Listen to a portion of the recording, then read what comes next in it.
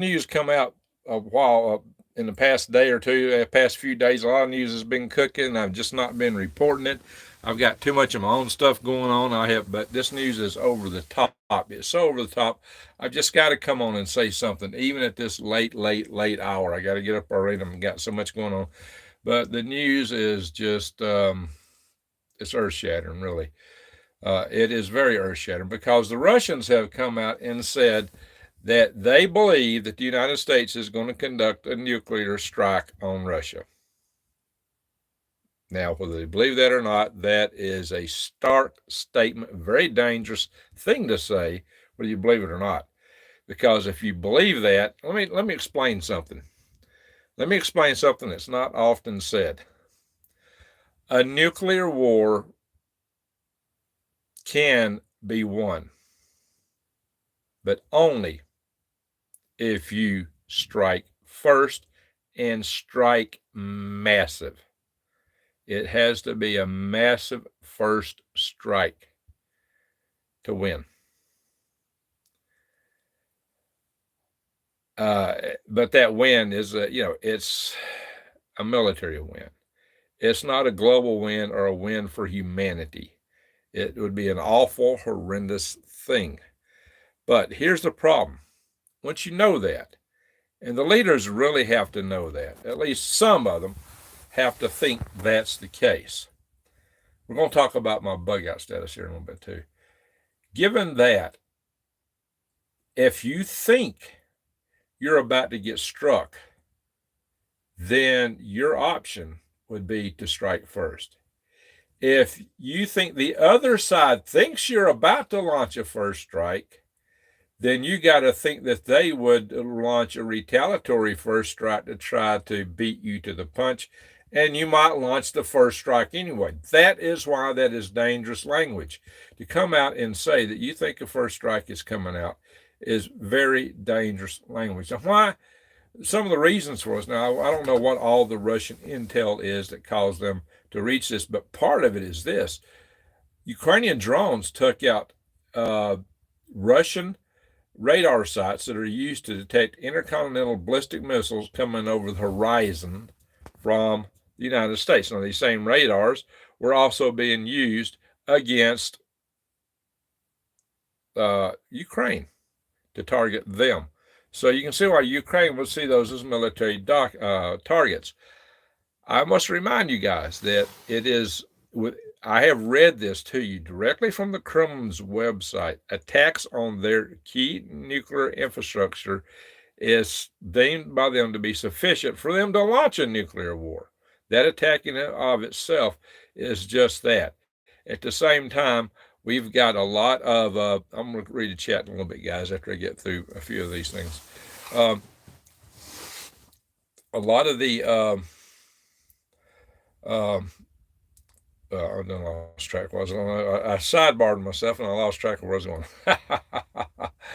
But this whole nuclear thing is, oh yeah, here's another one. Here's another data point. Radoslaw Sikorski, the foreign minister of Poland, said that the United States, he claims that the United States told Russia that if Russia set off a tactical nuclear weapon, even if it did not cost any lives, that the United States would attack all and destroy all Russian forces and targets inside of Ukraine, what the United States considers Ukraine. Now, is he saying that for bluff? Did he make that up? Was this really told to the Russians? Well, it just so happens that the Russians now have live nukes in a so-called training exercise they're doing on the border with Ukraine. I don't know, maybe on the border with NATO nations too. Live nuclear exercises with tactical nukes, live warheads. A lot of times when we do training like that, we're not using live warheads, especially nukes. Now, when you consider this whole first strike thing I just talked about, for those of you that are just joining, the word is that the Russians have put out that they believe the United States is preparing for a first strike on Russia. And I said that a nuclear war can be fought in one, but only if you strike first and strike massive. That's the sad reality, especially in the United States. We're not prepared. Russia's got a lot more nukes than us, and they've got a dead hand switch situation over there. A war with Russia can be, a nuclear war with Russia would be insane. If our leaders think that they can just attack Russia and everything's going to be just fine, they got nothing coming. It might be fine for the leaders, but it's not going to be fine for the world. But I think they still got another thing coming. So thank you, U7 Uber. So for asking for the thumbs up, and Michelle for sharing the link. And I suppose that means you probably dropped in a donation. And salute to Michelle. You were not in the last video where I gave a salute because you gave a chat. Michelle's putting these links into my YouTube, not YouTube, my website. My website allows you to donate directly if you're in the United States. But I work it within the United States. That's because I disabled worm cells from other countries because I couldn't afford to deal with canceling all the orders. Because PayPal will still charge you if you're a vendor. Hey there, Rodney, how you doing, buddy? So, now let's take it to one other thing. Iran is still actively producing uranium. And some of the European countries and some other nations have decided to rebuff and chastise Iran for that. And the Biden administration did not support that. It's not the Obama administration before and the Biden administration now seem to support Iran for some strange reason. It's been like that. It's just really strange. There you go, Michelle. So, guys, we're in a world war. It's already happening. It's the global South and Russia and China and just different Iran, all attacking countries they seem to see as Western. Didn't have to be this way. We should have negotiated a peace treaty with Russia a long time ago. I've said that. We could have, because their biggest enemy in the long run is China, not us, and they know that. But no, we had to poke the bear. Now what do we got? It ain't pretty. Whatever it is, it ain't pretty. Didn't have to be. Didn't have to be this way, guys. Should not have been this way. And it's still possible to stop the madness, but we're on a short fuse, and it seems to be getting shorter. That's why I'm sitting here in my Bugout bus, in my Bugout location, and my Bugout homestead. And my first cargo from this bus is all homestead or in cargo. It's mostly glass and styrofoam for construction and some barrel has for watering and different things like that. It's homestead equipment. That's the first thing I brought out here. Why? Take a look at Nate over at the Canadian Prepper. He's busting his rear end to start a farm. He ain't never farmed. Good luck to him. But, hey, Clay B. 10 minutes from Alvin Calvin. So, yeah, you don't be so close to nuclear target. If you can avoid it, you need to rethink it. There's nuclear targets everywhere. The farther you can get away from them, the better. And here's another one. You especially, even more so, want to be far away from the nuclear power plants. Yeah, I was too close to Browns Ferry. I didn't worry about Redstone Arsenal, which was closer to me than Browns Ferry. Getting, in terms of long-range radiation, it's the nuke plants, guys. Especially the spent fuel rod pools. A lot of people just don't account for what that danger poses. And I've tried to warn you guys about it many, many times. So, alrighty. So, here we are. Go back. Thank you for sharing the link there, Michelle. So, guys, here's the deal. I have driven a cargo of homestead items to my location here. Like I said, what was Nate with Canadian Prepper? He says, eventually all real preppers become farmers. Farmers are preppers, but there was no word for it. It was just, surviving, making a living, feeding the family. That's what they call it. Hey, Rodney. Thank you, Rodney. Some petrol money. Salute. Well, I tell you what, I lost a chunk of money today getting a trailer hitch cut off this bus so I could get it back here. Holy smoke, it was plowing ground. Big time. Yeah, thank you, Rodney. Yeah. So, all right, here's the story. I drove, what, all the way across the United States from Alabama to Arizona. It's across the United States, except with the exception of Georgia and California. Sans 2 states, driving across the United States. Drove, what, 1,500 miles? I have to go back and look at it. A lot of miles. The last quarter mile was the cincher. That's where I ran into problems, right on the road I built that Scott Miller helped me with. Actually, he built most of it. The washes. A lot of people don't understand. I was telling some of my friends on here that I got stuck in a wash, and they're immediately thinking mud and water. No, this is a desert. A wash is a dried creek bed, river bed, that when you do get rain, it floods.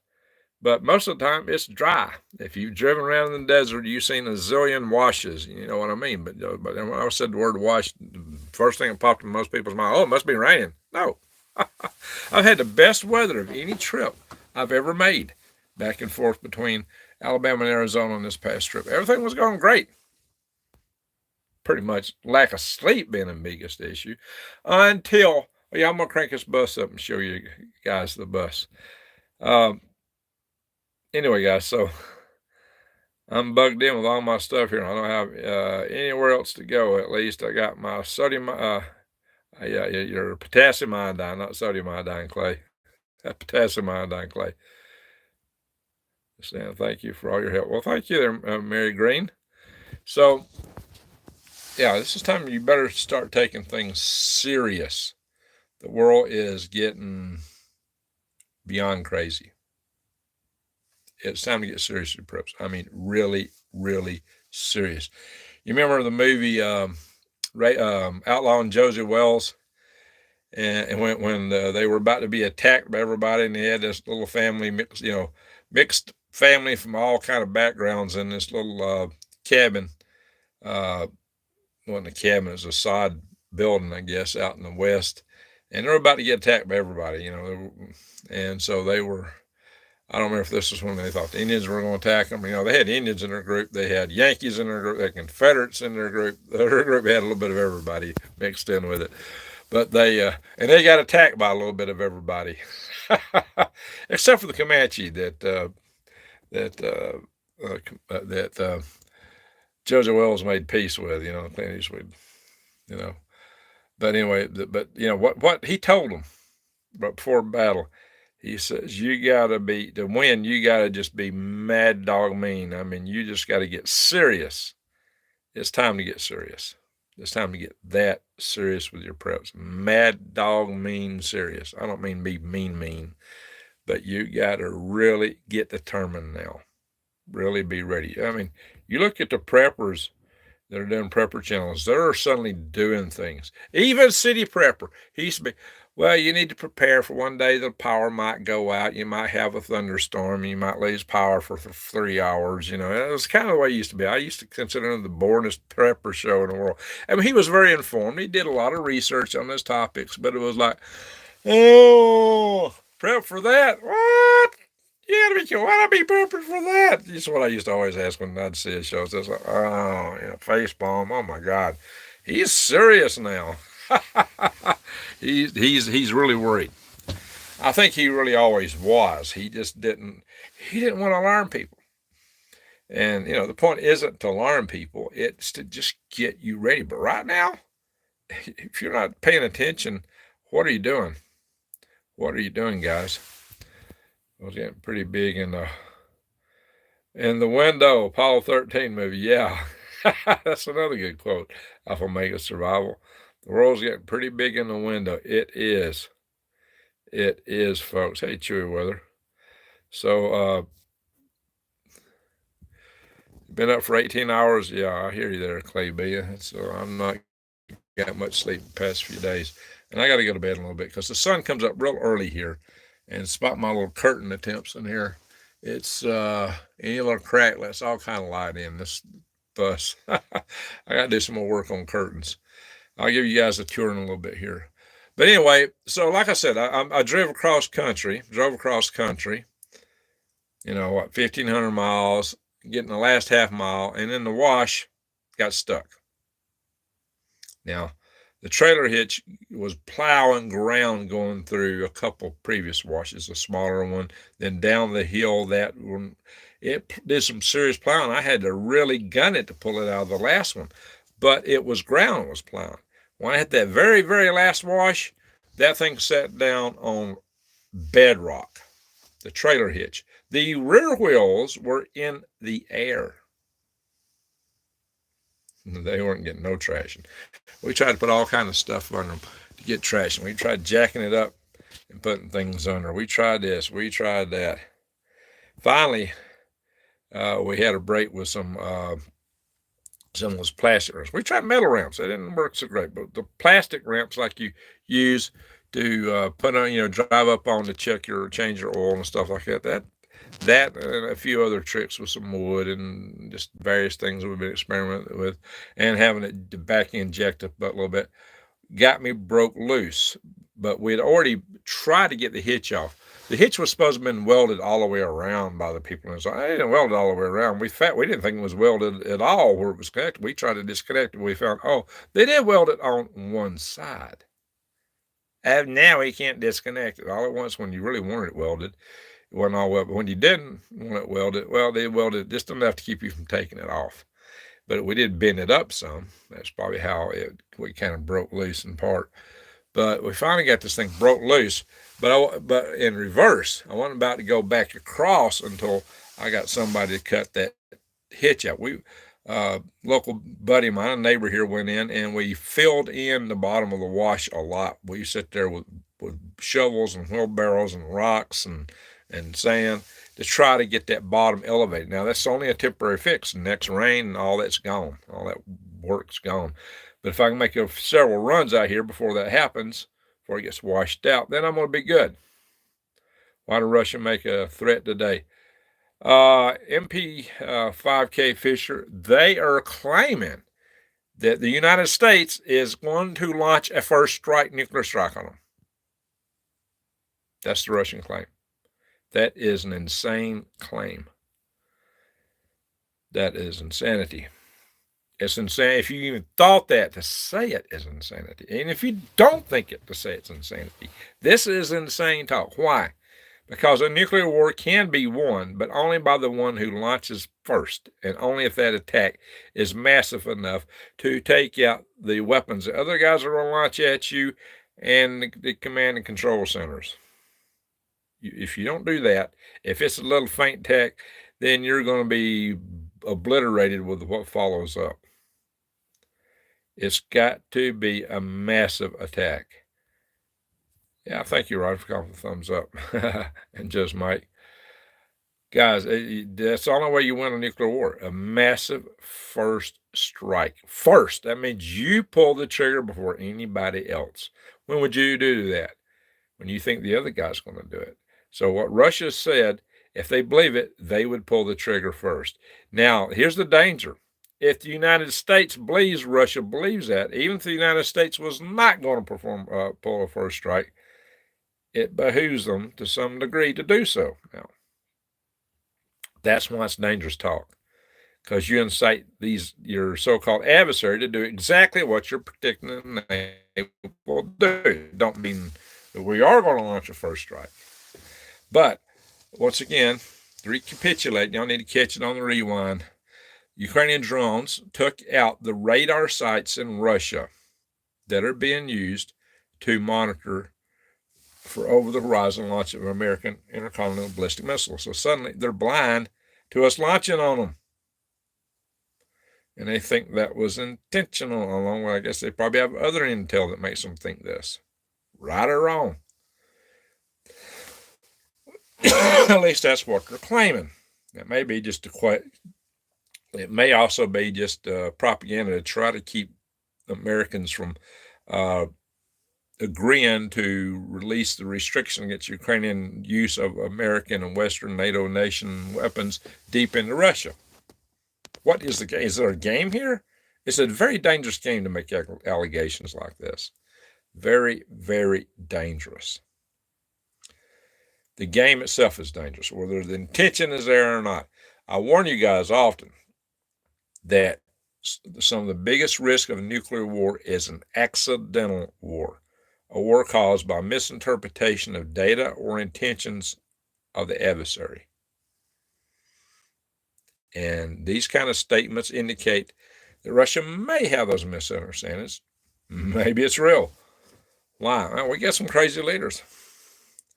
Let's hope it's not real. When are you thinking this will happen? Chloe's mom, I don't know. Oops, turn around. Hang on. I don't know. It could, this, listen, the first strike is something you pull the trigger on real fast. A first strike, if you're serious and you think the enemy is going to pull a first strike on you, you'd want to beat them to the punch. That means you'd want to do it. Mary Green, the best thing you can do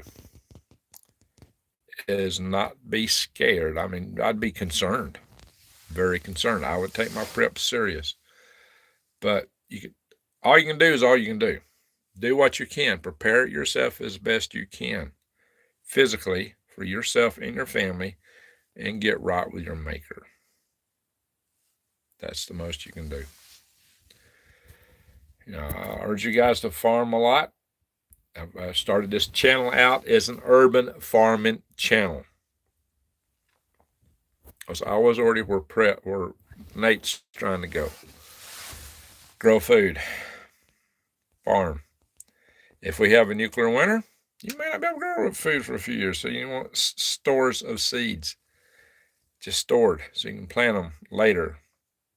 Because you might have planted them, maybe late frost got them. Buy seed, buy extra seed. Go to True Leaf Market or Eden Brothers. There's links posted on a lot of my videos. I won't post any links tonight, but check a lot of my videos. I got links to that stuff. I'm sure somebody in the chat will post that. And because you might have a nuclear winter, you want long-term food storage, check out prepwithgreg.com. Great deals there. And other specials too from time to time. And my friends. So back to my status here. So I was stuck. I had to hire somebody with a cutting torch to come cut that hitch off. It was real thick. It was like 2 sheets of thick metal side by side. It was a lot of metal. Somebody said Sawzall, use a Sawzall. I don't know. That would have taken forever. I'm just not sure I could have cut through that with Sawzall. I have cut through totes and metal bars and stuff with Sawzalls, but nothing quite like that. I just don't know about that. So I had a guy come out here with a cutting torch, and that cost me a very big, pretty penny.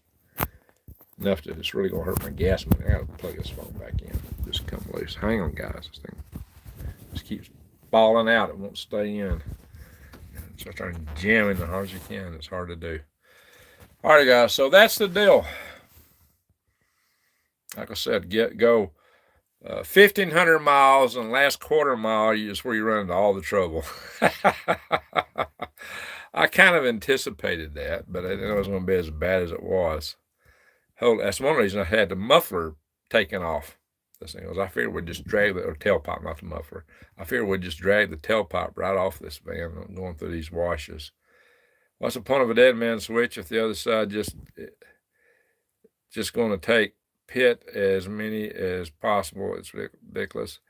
Watch the movie Dr. Strangelove. In that movie it was about Russia having a doomsday weapon that would launch, or that would explode, if there was a detonation inside Russia. And Dr. Strangelove says, well, the of a doomsday weapon. Hey, Gabby, thank you. Much love, Greg. I'm on this side that listening still working. Salute to you. Thank you for the nice super chat. Much appreciated. So, guys, Dr. Strangelove, said, what's the point? A nuclear weapon is for deterrence. What is the point of the doomsday weapon if you don't tell anybody about it? How do you use it for deterrence? What's the point if you don't tell anybody about it? The sad, crazy thing was, Russia would do just that. They created a doomsday weapon and didn't tell anybody. We didn't find out about it until after the wall fell. In the movie, everybody was trying to stop Slim Pickens from his mission so we wouldn't set off the doomsday weapon, but they couldn't communicate with him. And so, but here we are today. We know Russia's got this system, and yet we're poking a bear. Unbelievable. President Biden ought to get on the red phone. Remember the red phone where you'd call the other side and talk to them in case there was a situation of nuclear tensions? Why does he not get on the red phone and call Putin? Biden ought to call Putin right now. Hey, Pooty Poot, we're not going to be doing the shooty shoot, W used to call Putin Pooty Poot. He said, oh, Pooty Poot. But anyway, hey, Pooty Poot, we won't be doing no shooty shoot. He ought to just call him up and say, we're not doing it. It's not happening. Ukraine did this because you were using the same radars to target your missiles on them. Whatever other intel's got them. Why don't, that's what the red phone was invented for. Does Biden not know how to use it? Why aren't they doing this? Is it because we are planning a first strike? If I'm sitting there at Putin, I'm thinking, how come I'm not getting a call? Okay, Biden, how come you ain't calling me? I don't know, guys. I don't know. Yeah, Gabby, thank you so much. Take out as many. Sorry, something wrong with my keyboard. Oh. So, there you are, guys. There you are. That's why. Good reason why. Oh, good reason why I am doing what I'm doing here. Bugging out. There's several reasons. That is a big part of it. Greg, why is it every time you go to Arizona, you get a cough? Oh, it wasn't no real cough. It's just a tiny little thing. Not coughing. But I'm not using my CPAP because I haven't set up my generator. I just got on my property today, and I just not had time to set up the generator and take care of it. And I'm only going to be here tonight and tomorrow night, and hopefully I'm hitting the road again. On the road again, on the commode again. Going back to Bammy and get some more stuff and brought it out here. I hope the world lasts long enough for me to make a few trips. You want to see the Master's Voice Prophecy blog? No, it mentions a nuke war between Russia and America. Scooby Snacks, long time no see. How you doing, Scooby Snacks? I don't know. It almost don't take prophecy to look at this now. Why are we poking a bear when a bear's got a doomsday machine? And, Dr. Strangelove, that was unthought of. It was unthought of back in the day. Stuff like that was nuts. Looney Tune town. I retired 60 minutes ago. I thought I'd be able to have a little fun. At least I was paranoid and was gathering things up for the last 3 years.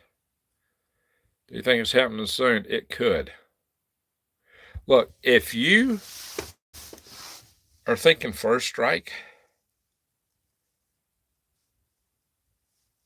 that would be like imminent. Now, what imminent means in the case of this war, I don't know. Whoa, we got another. Hey, Jim Hegwood. Salute to Jim. Thank you, Jim. Nice super chat, Jim. Much appreciated. Change environment will cause coughs until your body adjusts to a new place. Yeah, it may be that. It could be different pollens in the air, or just me not using my CPAP. Any of those things. I do have a little bit of hoarseness in my voice. Usually it comes from yelling, but I've not been yelling lately, so I don't know what is the cause of that. So, there we are, guys. Oh, yeah, France is sending trainers to Ukraine. They're doing that. The Baltic nations, Poland, and, of course, France has talked about sending the troops from their nation directly into Ukraine if the Russians got a bit of an upper hand. And the Russians seem to be on the way to getting a bit of an upper hand. We're on a slippery slope to bigger war. More and more Things are escalating every day. I've been telling you guys this. And it's Europe. It's with China. It's Iran. Oh, yeah. ISIS. They're claiming ISIS is going to do nasty things in New York City, coincident with some big soccer tournament. You know, they call it football. So I don't know what that means, but think about this. Now, ISIS and Taliban are not the same thing, but the Taliban, we just armed them to the teeth with a lot of American weapon systems, to include 100,000 70-millimeter rockets. That's what, thank you, Joe B. That's what he left behind in Afghanistan. 100,000 70-millimeter rockets. I should do a video just on that. There's a lot of chatter right now that the Taliban's about to do something big. We have police kill in Malaysia done by, Hazley in Malaysia. Oh my gosh. Greg, you're going from a wet, humid climate to much drier one. Oh yeah, my lips have been chapping. I've been drinking more water. June 9th. Is that the, what is June 9th? Is that the date of the games? I'm hearing it early June, where ISIS is talking about doing something. On June 9 specifically there, Michelle, war date. We're already at war, but we're talking major escalations. Let's hope it's not June 9th. I ain't got time to get enough stuff out here. Jeez. All right, guys. So the world is going nuts. It's just going nuts, guys. It's crazy. We can hope and pray that, I don't know, show me a sign that all this is about to turn around. You know, the one guy that a lot of people were hoping could turn around, they're doing everything they can to destroy him politically, using the government. You know, that's just unheard of. We're like a banana republic. The day of the game, okay. We are a banana republic, guys. How many of these Russian rockets and tanks are the U.S. Are U.S. made from WW2? We did send a lot of weapons to Russia in WW2. That's why the Allen Army Airfield at Fort Greely was built, was to supply Russia. Oh my God. Now Russia thinks, well, I don't know, well, we should take Alaska back because the U.S. embargoed their money. Well, we should never embargo their money, or held their money, because that's causing all kind of economic ripples against the United States and our reserve currency status right now. That was a big blunder. But Russia's doing the same thing now. They're embargoing U.S. money. Is embargo the right word? No, it's not embargo. They're freezing it, keeping it. We might see the work in the trial. Oh yeah, that's a whole nother story, Clay B. Anyway this verdict goes, it's going to cause political mayhem in this country. It's going to affect the election. We don't know how. We don't know which direction the mayhem is going to go. The finger pointing, the yelling, and all that's going to commence. Either way this comes out, politically, in terms of stability in the United States, it's not going to be good. Here's the thing. It's a state court. So even if Trump gets elected president, he can't pardon himself from a state court, only federal. That's probably why they used the state court. That is why they've gone into this stuff, guys, most likely. Buying precious metals. Oh, yeah, check out Defy the Grid and use the code GREENGREGS to get 1% off. They got a deal. If you can find a better deal somewhere else, I'm meter to beat it. So check them out on that. Yeah, going to be a lot of cutting up in the streets. You're probably right, Clay B. Yikes. I just hope there isn't somebody blocking off interstates when I'm trying to get back and forth across the country. Of course, it could be storms too. I've had the best weather of any trip. All right, guys, let's check out the Bugout bus. I'm going to crank it up. You're going to get the live bus first time on Green Greg's. All right. Check all the switches going out. All right, now we're ready.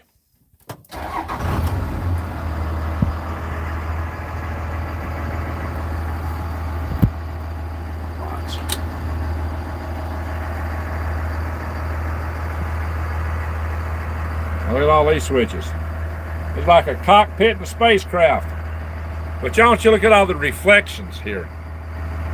Look at all the reflections off these big flat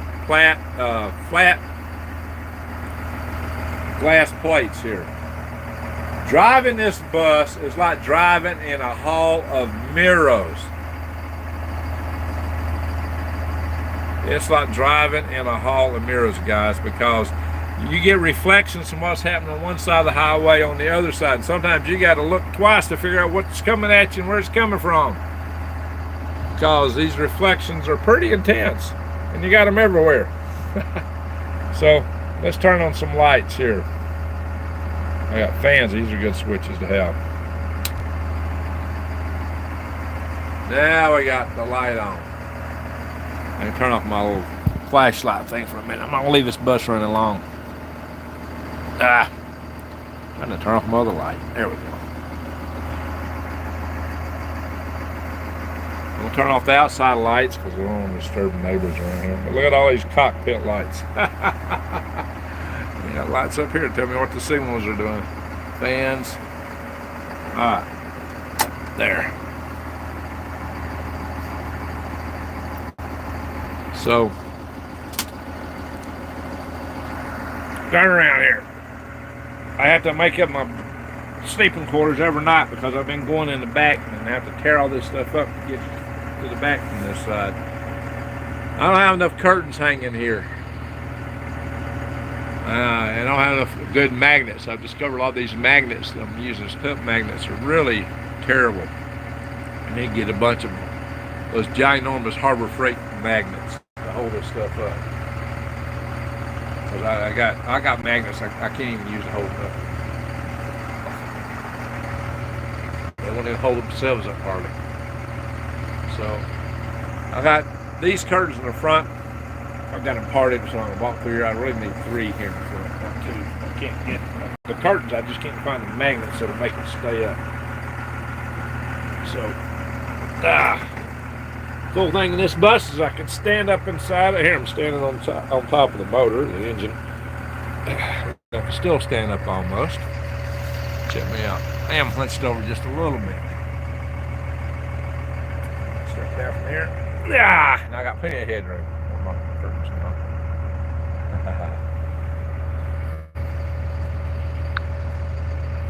And here's my bedroom. All curtained out. Give me a little darkness in the morning. Yesterday morning I was stuck in a wash and I had a lot of incline. The bus was inclined steeply and the bed was almost up against that little wall I had there. It was so inclined. But I slept in the bus. I've slept in the bus every night since I've left. So there's my bed, some of my supplies, things, curtains. Problem is I got a door right through there and I'm gonna have to go through it again in the morning, which means I gotta throw all this stuff aside, jumble everything up, and then I gotta remake it in the night. It takes a lot of time to do that.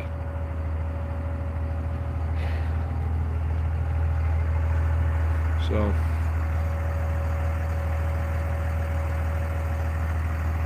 Bugout bus. On the Bugout property. It's also my U-Haul. Can't stand up in my van like that.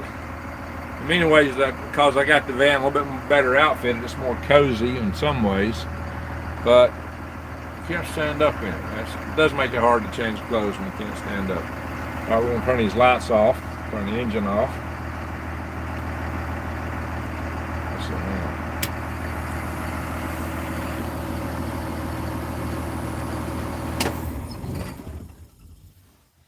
Now, the moon's coming up so you can see the stars. I want you to listen to all the racket out here.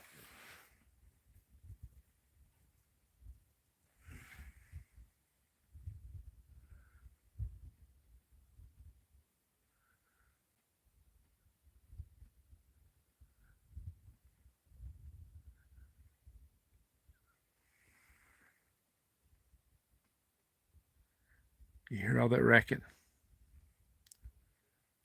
It's quiet. It's Stars in the sky. All those lights you see are about 4 miles away. There's nobody around here, guys. I'm looking. I'm showing you through the windows. Nobody. Nobody.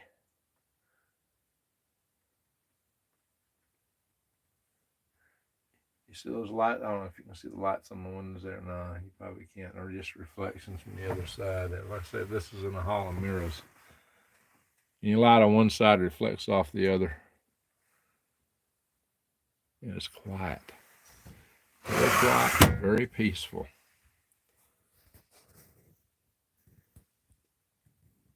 Hey, Four Corners area. That's not too far away.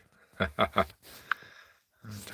back toward me. You can't see me. I'm going to turn on my other little light here if I can find it. There we go.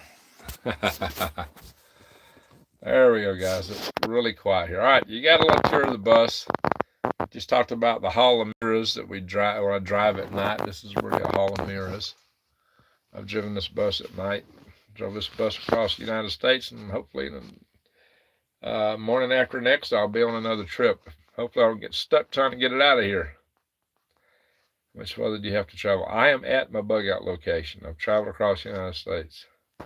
Ute Mountain, no. I don't know of.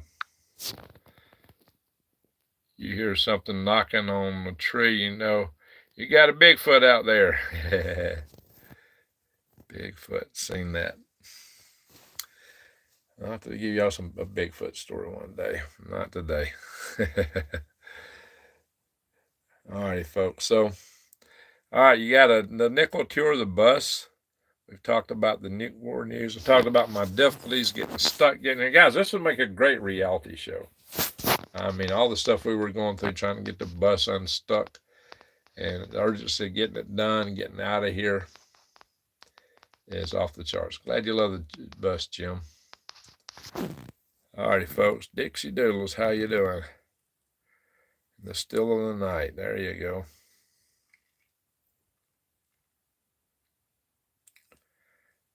But it's black. Hey, the stars look great out here. But they don't show them up in my camera, so they can't be real. This has got to be this is a Hollywood set, guys. This is a Hollywood. I'm at the same place they filmed the moon landings because you can't see the stars in the camera. Well, actually, you might could have because it is dark here. But on the moon, where the iris is narrowed down because the sunlight's reflecting so bright off the surface, no, you're not going to see the stars. I don't know, you can probably see the street lights out there. Yeah, this is all a Hollywood set right here where I'm at. Hope you don't really fall into that and start believing that stuff. Anyway. All right, yeah, I agree. Close mom is absolutely ridiculous. It's gone this far.